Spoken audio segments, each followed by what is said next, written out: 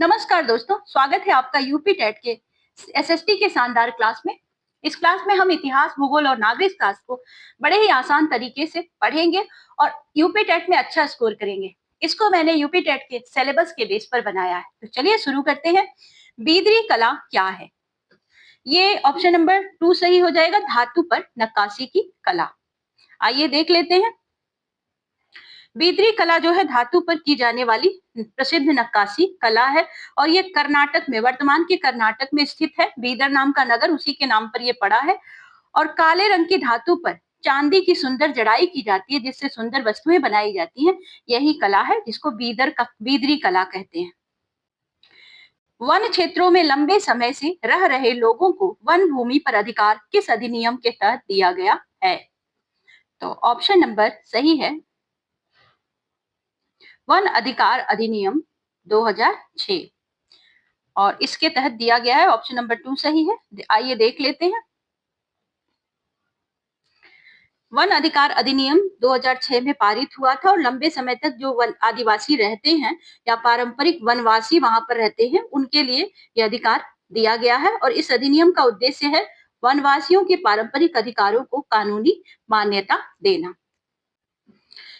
पृथ्वी का एक समय क्षेत्र या एक टाइम जोन जो है कितने देशांतरीय विस्तार को घेरता है? ऑप्शन नंबर बी सही है, 15।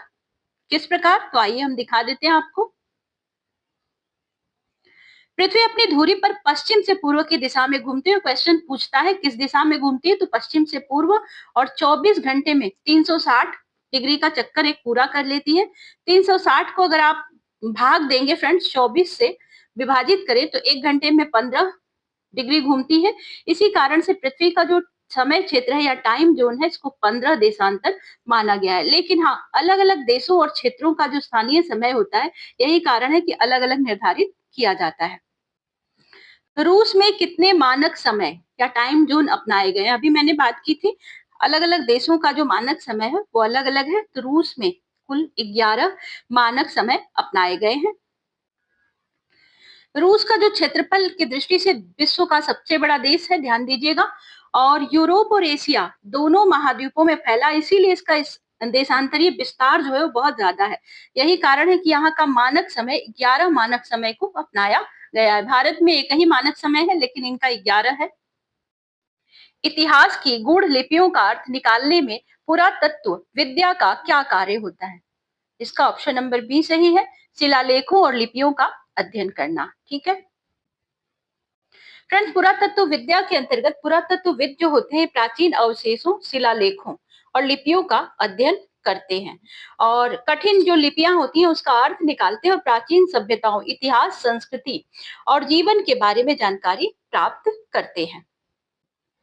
संविधान सभा की पहली बैठक कब हुई थी? ऑप्शन नंबर ए सही है, 9 दिसंबर 1946।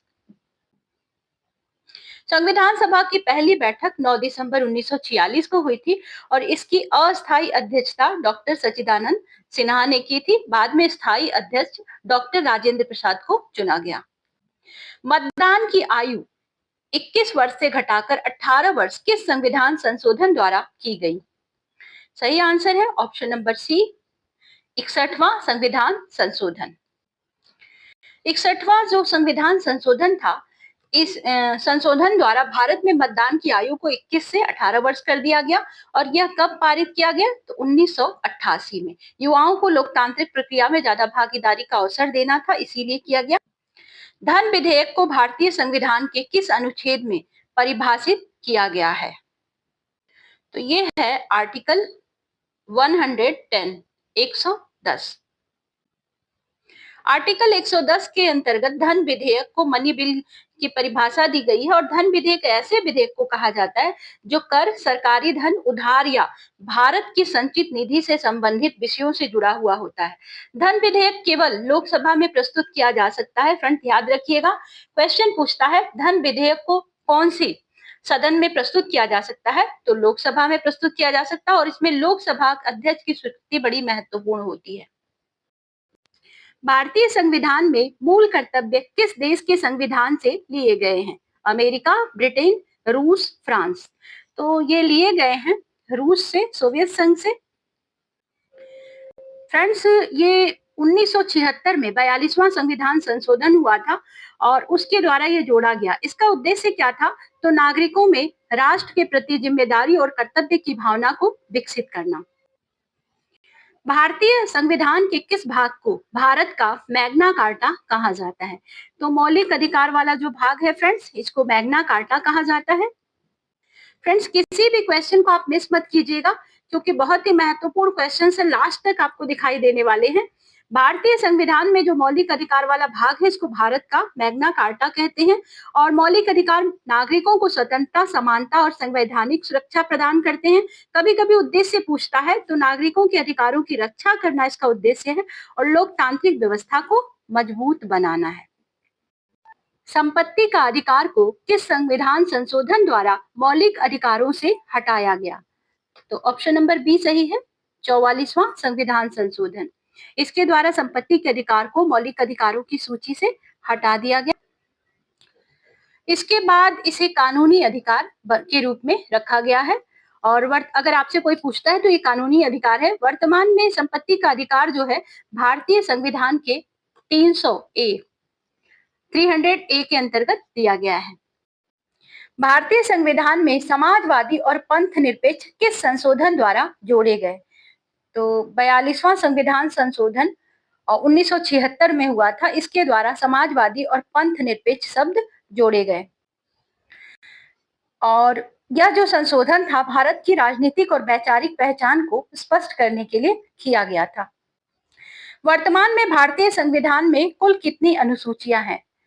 तो वर्तमान में ऑप्शन नंबर सी सही है, 12 अनुसूचियां हैं। फ्रेंड्स, प्रारंभ में संविधान जब बना था तो उस समय 8 अनुसूचियां थी, लेकिन समय समय पर संशोधन हुआ। अब इसमें 12 अनुसूचियां हैं। इसमें राज्यों, भाषाओं, पंचायतों और प्रशासन से जुड़े हुए मुद्दे भी शामिल हैं। भाषाई आधार पर गठित भारत का पहला राज्य कौन सा है? तो पहला राज्य है आंध्र प्रदेश, भारत का पहला राज्य। और बना कब था? 1953 में, 1953 में। ये जो पहले मद्रास का एक हिस्सा था आंध्र प्रदेश, बाद में इसको अलग करके बनाया गया। फ्रेंड्स, आपकी एसएसटी की जिम्मेदारी मैं लेती हूँ। जितने भी चैनल पर आपको प्रैक्टिस सेट दिखाई दे सबको हल कर लीजिए। मैं आपको बता रही हूँ 120 से ऊपर नंबर आएंगे, पक्का है। और राष्ट्रपति शासन किस अनुच्छेद के तहत लगाया जाता है? तो राष्ट्रपति शासन जो है अनुच्छेद 356 के तहत लगाया जाता है। संविधान के अनुच्छेद 356 के तहत राष्ट्रपति शासन लगाया जाता है, प्रेसिडेंट रूल। जब भी किसी राज्य में संवैधानिक व्यवस्था विफल हो जाती है तब केंद्र सरकार राज्य का नियंत्रण अपने हाथ में ले लेती है। समान नागरिक संहिता किस अनुच्छेद में है? तो समान नागरिक संहिता का उल्लेख अनुच्छेद 44 में किया गया, अनुच्छेद 44, 44। यूनिफॉर्म सिविल कोड का उल्लेख भारतीय संविधान के अनुच्छेद 44 में किया गया है। यह संविधान के राज्य के नीति निर्देशक तत्वों का हिस्सा है और इसका उद्देश्य क्या है? तो पूरे देश में विवाह, तलाक, उत्तराधिकार और संपत्ति से संबंधित मामलों के लिए एक समान कानून की व्यवस्था करना, ताकि सभी नागरिकों के लिए एकरूपता बनी रहे। मुख्य चुनाव आयुक्त की नियुक्ति कौन करता है? तो मुख्य चुनाव आयुक्त की नियुक्ति राष्ट्रपति करता है। फ्रेंड्स, मुख्य चुनाव आयोग की नियुक्ति राष्ट्रपति द्वारा की जाती है, लेकिन यह एक संवैधानिक संस्था है, ध्यान रखिएगा, जिसका कार्य है देश में लोकसभा, विधानसभा और अन्य चुनावों को निष्पक्ष तथा शांतिपूर्ण ढंग से कराना है। चुनाव आयुक्त जो है, चुनावी प्रक्रिया इसकी निगरानी में होता है, चुनाव आयुक्त की निगरानी में चुनाव होता है और यही जो है आदर्श आचार संहिता का पालन सुनिश्चित करता है। अस्पृश्यता का उन्मूलन किस अनुच्छेद में है? तो अनुच्छेद 17 जो है, इसमें अस्पृश्यता का उन्मूलन से संबंधित बातों को दिया गया है, प्रावधान जो है इसी में दिया गया है। इसके अनुसार अस्पृश्यता का किसी भी रूप में पालन करना कानूनन अपराध है। दंड का भी प्रावधान है। लोकसभा का सत्र कौन बुलाता है और स्थगित करता है? तो लोकसभा का सत्र बुलाने और स्थगित करने का अधिकार भारत के राष्ट्रपति को होता है और यह सत्र समाप्त भी करता है। हालांकि यह कार्य हमेशा मंत्रिपरिषद की सलाह पर किया जाता है।